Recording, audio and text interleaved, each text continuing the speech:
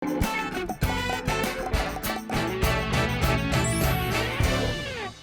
volta aqui no Ver Mais e agora vamos com a última receita do ano. Inclusive, é uma ótima opção para a ceia do Ano Novo. Um bolo de limão, eu já vim, olha, a caráter. Bolo de limão é uma delícia, né? Então, confere essa receita.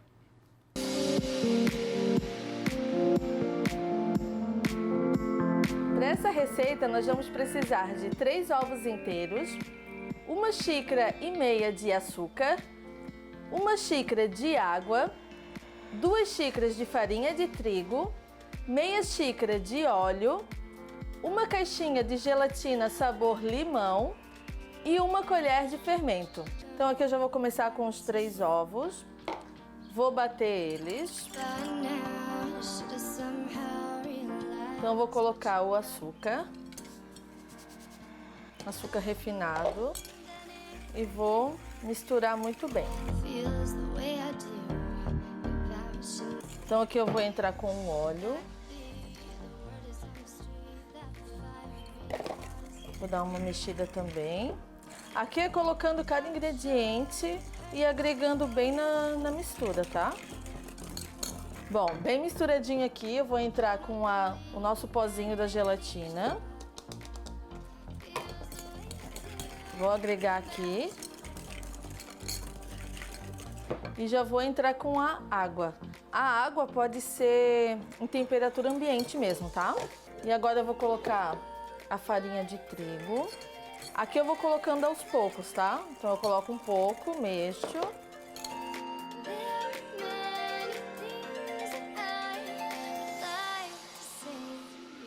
Ó, bem misturadinho, já não tô vendo mais o trigo, então eu vou colocar aqui o fermento, 1 colher de fermento.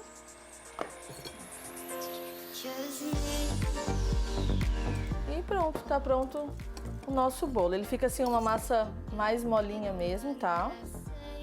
E agora só colocar na forma.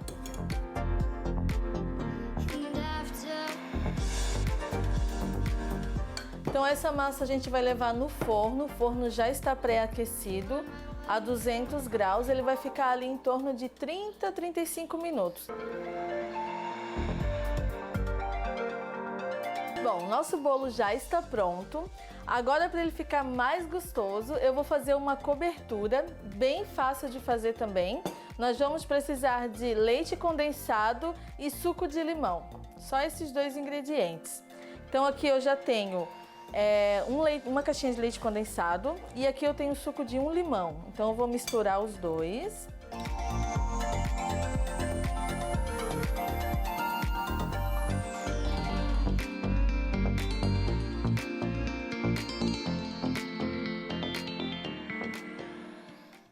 Bem, com essa receita de bolo a gente já te deu a ceia completa de hoje, né? Tábua de frios, drinks e agora bolo de limão.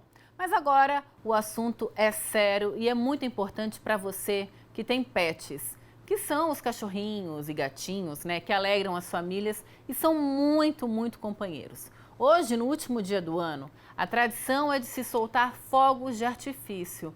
Mas o barulho causa pânico, sofrimento e até alteração no humor dos patudos. Vamos conversar então com o médico veterinário Cássio Ruppel, direto de Xanxerê. Boa tarde, Cássio, bem-vindo. Boa tarde, muito obrigado. Quero primeiramente agradecer o convite e dizer que vai ser um prazer estar aqui esclarecendo um pouquinho sobre a relação dos pets com essa questão, né, dos fogos de artifício. Que ótimo. Então eu quero começar te perguntando já. O que leva os pets a sofrerem tanto com a queima de fogos de artifício?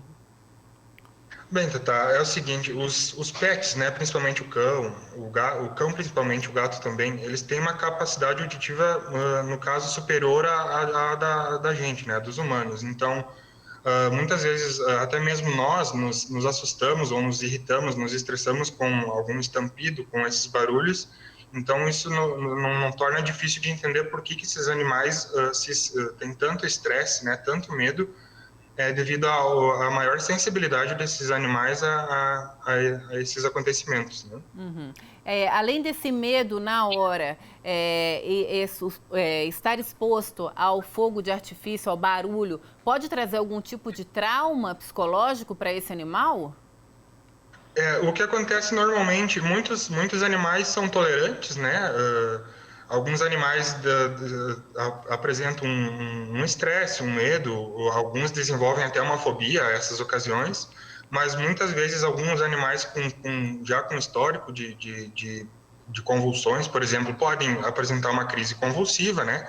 Alguns animais mais idosos também podem ter um ataque cardíaco e, consequentemente, até ocorrer a morte desse animal, né?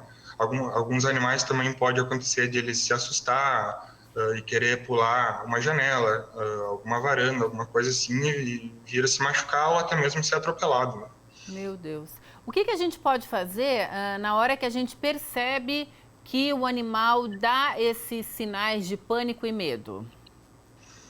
Bom, assim, primeiramente, se o tutor tem um animal que ele sabe que esse animal já tem uma fobia pré-estabelecida a essas ocasiões, pode ser feita uma terapia, né, com um especialista em comportamento animal previamente, alguns meses antes, para vir a tratar esse animal já de maneira preventiva, para ele vir não a responder tão exacerbadamente a essas ocasiões, né? Uhum. Mas a gente tem outras dicas, assim, como, por exemplo, é importante, principalmente no Réveillon, né, na noite do Réveillon, que acontece mais esses eventos, passar junto com o animal, né, ficar na companhia do animal. Se por acaso o proprietário planejou alguma viagem, levar esses animais juntos, né, estar junto com o animal. O que pode ser feito também é a preparação de um cômodo na casa, né, como, por exemplo, uma caminha, ligar a TV para aumentar um pouco o barulho, uma TV, uma música, né, oferecer petiscos. Então, no caso,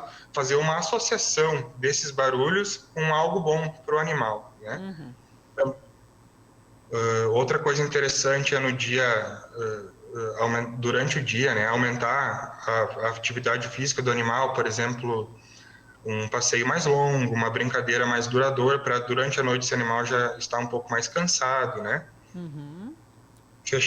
Sempre manter as janelas fechadas, as varandas, portas, sacadas. Isso vai ser bom para a segurança do animal, de ele não acabar se assustando e ocorrendo uma fuga, mas também pelo isolamento acústico, né? Que isso pode ajudar. Existe algum tipo de medicamento floral, alguma coisa que a gente possa dar para o animal, que a gente sabe que a terapia não adianta, que ele vai ficar muito agitado?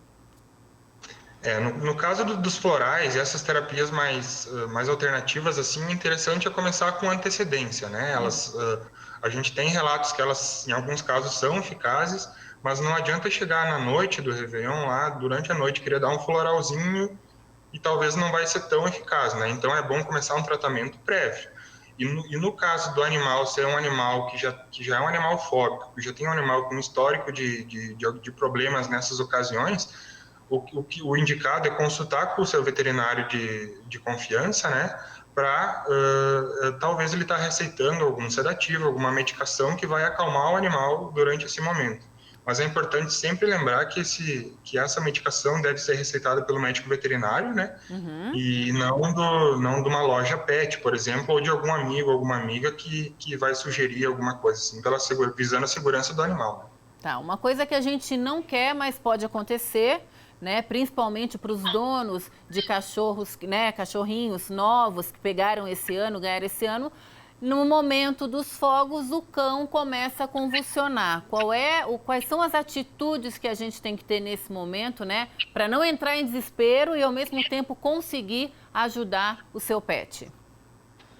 Bom, se acontecer algum caso assim, o indicado é manter o animal protegido para evitar que ele tenha algum trauma, né? Em decorrência do ataque epilético, por exemplo.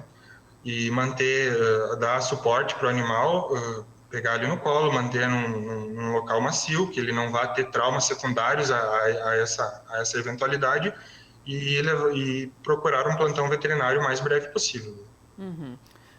Tá bom, muito obrigada. E sempre lembrando, né, Cássio, antes da gente acabar essa entrevista, que muita gente agora vai viajar e acaba abandonando os animais, que isso não é legal, isso não é digno, né? Não deve acontecer. Isso não é legal porque o pet ele se sente muito seguro na presença do seu dono, né? Ele procura o cheiro do dono, a presença do dono, a voz do dono acalma ele, até um carinho. Então, como eu disse antes, buscar permanecer junto do animal nessa noite, ou se for planejar uma viagem assim, tá levando o pet junto, né? Que daí a gente evita que esse momento seja menos traumático para o animal. Ok, muito obrigada. Uma feliz virada de ano. Muito obrigada pela participação aqui no Ver Mais. Eu que agradeço. Bom final de ano também para todos vocês. Obrigada. Tchau. E a gente segue então com uma pausa rápida aqui no Ver Mais, e no próximo bloco tem dicas para você começar o ano novo com as energias lá em cima. Eu adoro. Não perde, que eu já volto.